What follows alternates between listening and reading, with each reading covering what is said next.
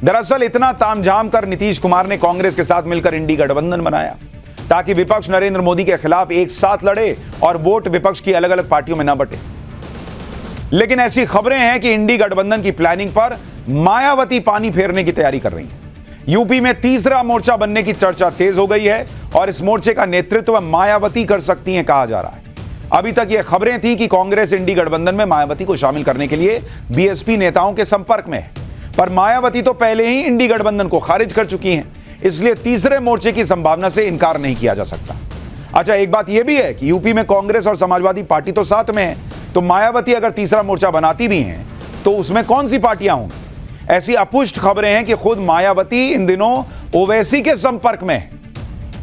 वैसे तो अभी यूपी में थर्ड फ्रंट की खबरों पर कोई आधिकारिक पुष्टि नहीं हुई है, लेकिन अगर मायावती असदुद्दीन ओवैसी के साथ थर्ड फ्रंट बनाती हैं तो इससे इंडी गठबंधन को बड़ा नुकसान भी हो सकता है, क्योंकि यूपी में दलित और मुस्लिम वोटर कई सीटों पर निर्णायक भूमिका निभाते हैं। जैसे अगर आप देखिए कि क्या स्थिति है, अगर आप देखेंगे यूपी के अंदर, यूपी का आपको बता रहा हूं, यूपी दलित और मुस्लिम वोटर कितने हैं वहां पर? अगर आप देखेंगे यूपी में दलित और आदिवासी, दलित प्लस आदिवासी, इनकी आबादी कितनी है या कितने इनके वोटर हैं, ये करीब करीब वहां पर मामला 20% वोटर का बैठता है। और मुस्लिम कितने हैं वहां पर? मुस्लिम करीब करीब है 16%, 16%। तो अगर आप दोनों को जोड़ दीजिए तो ये 36% वोटर है। और दलित, आदिवासी और मुस्लिम बाहुल्य लोकसभा सीट जहां पर इनका प्रभाव है, वो लोकसभा सीट कितनी है? ऐसी लोकसभा सीट है 45, 80 में से 45 लोकसभा सीट है। अब ऐसा नहीं है कि पूरा 36% मायावती या थर्ड फ्रंट अगर बना तो उधर चला जाएगा, लेकिन डैमेज तो करेगा बॉस, तो मिलके क्या ही कर लीजिएगा। थर्ड फ्रंट की बातें इसलिए होने लगी हैं क्योंकि अभी भी देश में कई ऐसी पार्टियां हैं जो ना बीजेपी के साथ हैं और ना ही कांग्रेस के इंडी गठबंधन के साथ, और इनका अपने अपने राज्यों में ठीक ठाक प्रभाव है। इनमें यूपी में मायावती की बीएसपी है, तेलंगाना में चंद्रशेखर राव की बीआरएस है, तेलंगाना और अन्य राज्यों में ओवैसी की एआईएमआईएम है, ओडिशा में नवीन पटनायक की बीजेडी है, आंध्र प्रदेश में जगनमोहन रेड्डी की वाईएसआर कांग्रेस है, आंध्र प्रदेश में चंद्रबाबू नायडू की टीडीपी है, पंजाब में बादल परिवार की अकाली दल है, हरियाणा में चौटाला परिवार की आईएनएलडी है। तो बहुत पार्टियां भी अलग हैं, लेकिन राम मंदिर पर जो माहौल बन रहा है उससे इंडी गठबंधन पहले से ही टेंशन में है, और अब थर्ड फ्रंट की आहट ने इंडी गठबंधन की धड़कनें जरूर बढ़ा दी होंगी। इसलिए इंडी गठबंधन में कांग्रेस ने सीट शेयरिंग को लेकर चर्चा तेज कर दी। कांग्रेस चाहती है कि इस महीने के अंत तक सब फाइनल हो जाए। अभी तक बातचीत में जो सामने निकल कर आया है कि दिल्ली, पंजाब, गोवा में कांग्रेस और केजरीवाल की सीट शेयरिंग की बातचीत लगभग फिक्स बताई जा रही है। यूपी में पहली बातचीत हो चुकी है, लेकिन गठबंधन में मायावती होंगी या नहीं ये फिक्स नहीं। अब तो थर्ड फ्रंट की बात होने लगी। महाराष्ट्र में 35 सीटों को लेकर लगभग बात तय है, लेकिन बाकी 13 सीटों पर बातचीत अभी चल रही है।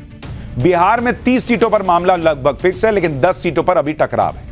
बंगाल में ममता बनर्जी कांग्रेस को 2 से ज्यादा सीट देने को तैयार नहीं, लेकिन कांग्रेस 10 सीट मांग रही है, इसलिए अभी कुछ फिक्स नहीं। सीट शेयरिंग को लेकर ऐसा लगता है कि कांग्रेस सरेंडर मोड में भी है, क्योंकि आप देखिए सूत्र बता रहे हैं कि कांग्रेस इस बार सिर्फ 255 से 260 सीट पर चुनाव लड़ने की तैयारी में है। लोकसभा चुनाव के हिसाब से ये आधी सीटें हैं, क्योंकि हाफ वे मार्क है 272 और बहुमत के लिए 272+1 यानी 273 का आंकड़ा बहुमत के लिए चाहिए होता है। यानी कांग्रेस बहुमत से भी कम सीट पर चुनाव लड़ रही है, यानी कांग्रेस पहले ही सरेंडर मोड में आ गई है। कांग्रेस ये मानकर चल रही है कि चाहे कुछ भी हो जाए वो अकेले नरेंद्र मोदी को नहीं हरा सकती अगर वो इतने ही सीटों पर लड़ती है तो। जबकि आप देखिए साल 2019 में कांग्रेस 421 सीट पर उम्मीदवार उतारी थी, लेकिन इस बार अगर कांग्रेस 255-260 जीतने का कैलकुलेशन रख रही है तो उसके पीछे की वजह भी बताई जा रही है। सूत्रों का कहना है कि कांग्रेस में यह सोच चल रही है कि 255 से 260 सीटों के पीछे वजह यह है कि 421 में से 52 सीटें वो पिछली बार जीते और 209 सीट ऐसी थी जिस पर कांग्रेस दूसरे नंबर पर थी। तो 52 + 209 यानी 261 सीट पर ही वो लड़ेंगे, बाकी दूसरों के लिए छोड़ देंगे। ये अभी सूत्र कह रहे हैं, ये अभी फाइनल नहीं हुआ है, लेकिन ऐसा कह रहे हैं कि कांग्रेस इतनी कम सीटों पर लड़ सकती है। कांग्रेस का मनोबल इसलिए भी गिरा हुआ है क्योंकि पिछले 34 साल से कांग्रेस आगे ही नहीं बढ़ पा रही। नरेंद्र मोदी तो पिछले 9 साल से कांग्रेस को आगे बढ़ने से रोके हुए हैं। लेकिन नरेंद्र मोदी से पहले भी कांग्रेस कोई झंडे नहीं गाड़ पा रही थी। मैं आपको आंकड़े दिखाता हूं। कांग्रेस ईवीएम को गाली दे दे, पत्रकारों को गाली दे दे, इसको बोले उसको बोले, जिसको बोलना है बोले, लेकिन सच यह है कि पिछले कई सालों में वोटों की संख्या डबल हो गई, लेकिन कांग्रेस का जनाधार वहीं का वहीं अटका हुआ है। और मैं आपको आंकड़े से साबित करके दिखाता हूं। आप कांग्रेस का हाल देखिए कि बीते कुछ सालों में कांग्रेस का क्या हाल हुआ है। अगर आप देखेंगे, मैं आपको दिखाता हूं कांग्रेस का हाल। देखिए 1989 कुल वोट पड़े, कुल वोट और कांग्रेस का वोट, कांग्रेस को वोट कितना मिला ये देखते जाइए आप।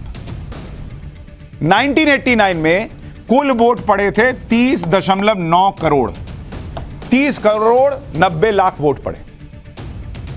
और 2019 में टोटल वोट कितने पड़े? 61 करोड़ 30 लाख वोट। यानी अगर आप वोटों की संख्या देखें तो 1989 से 2019 के बीच में 30 साल में वोट डबल हो गए। कहां 30 करोड़ पड़ रहे थे, कहां 61 करोड़ हो गए। लेकिन कांग्रेस को कितने वोट मिले? 1989 में कांग्रेस को वोट मिले थे 11 करोड़ 90 लाख, 11 करोड़ 90 लाख। 2019 में कांग्रेस को कितने वोट मिले? 11 करोड़ 90 लाख। आप देखिए बॉस, कांग्रेस की गाड़ी कैसे अटक गई है। वोट जो पड़ रहे हैं चुनावों में वो 30 साल में डबल हो गए। कांग्रेस के वोट उतने ही के उतने पड़ रहे हैं, 11 करोड़ 90 लाख, 11 करोड़ 90 लाख। और अगर आपको प्रोग्रेस देखना है तो बीजेपी का देखिए कि बीजेपी कैसे आगे बढ़ी है। 1989 में बीजेपी को 3 करोड़ 41 लाख वोट मिले थे। 2019 में बीजेपी को करीब 23 करोड़ वोट मिले हैं, 23 करोड़। वो 3 करोड़ से 23 करोड़ पर पहुंच गई बीजेपी, 3 से 23 करोड़।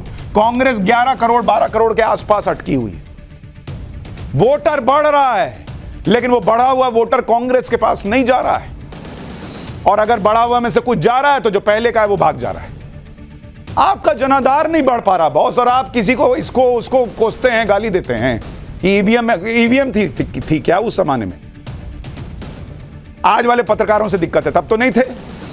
क्या किया आपने अपना जनाधार बढ़ाने के लिए? बीजेपी तो बढ़ गई, 3 से 23 करोड़ हो गई।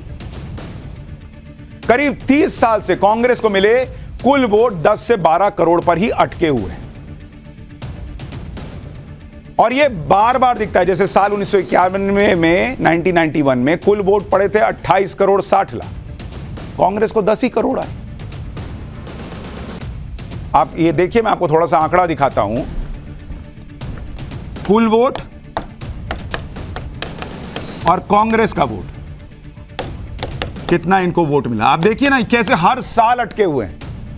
जो मैं अभी आपको बता रहा था कि 1991 में कुल वोट पड़ा 28 करोड़ 60 लाख, 28.6 करोड़। कांग्रेस 10 करोड़, इतना ही वोट मिल पाया इनको।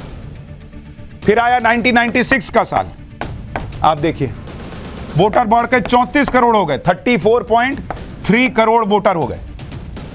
कांग्रेस गिर गई, 9.6 करोड़ पे आ गई, इनका वोट और गिर गया। वोटर बढ़ रहा है, इनका वोट गिर रहा है।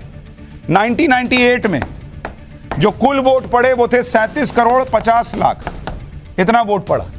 कांग्रेस का वोट वहीं अटका हुआ और गिर गया, 9.5 करोड़ पे आ गया। 1999 में आप देखिए 37 करोड़ 20 लाख वोट पड़ा, लगभग उतना ही पिछले बार के मुकाबले। कांग्रेस 10.3 करोड़। मैं आपको बता रहा हूं, 10 करोड़ 11 करोड़ 9 करोड़ 12 करोड़ के आगे नहीं जा रहे हैं। 2004 में इनकी सरकार तो बन गई, लेकिन क्या हुआ? 38 करोड़ कुल वोट पड़े थे, 38.9 करोड़, करीब 39 करोड़। कांग्रेस वही 10.3 करोड़, उससे ज्यादा उनका वोट ही नहीं बढ़ रहा है। 2009 में देखिए, 2009 में 41 करोड़ से ज्यादा वोट पड़े देश के अंदर, कांग्रेस 12 करोड़ भी नहीं पहुंच पाई। यह तो हाल है बॉस। आपको चिंता ही नहीं है कि आप क्या करेंगे, आप कैसे आगे बढ़ेंगे, और उसके बाद आप बहाने ढूंढते हैं। कांग्रेस की हालत इसलिए हुई क्योंकि कांग्रेस ने ऐसे ऐसे फैसले लिए जो जन भावना के साथ नहीं थे। इसका सबूत राम मंदिर प्राण प्रतिष्ठा में न जाने का एक फैसला है।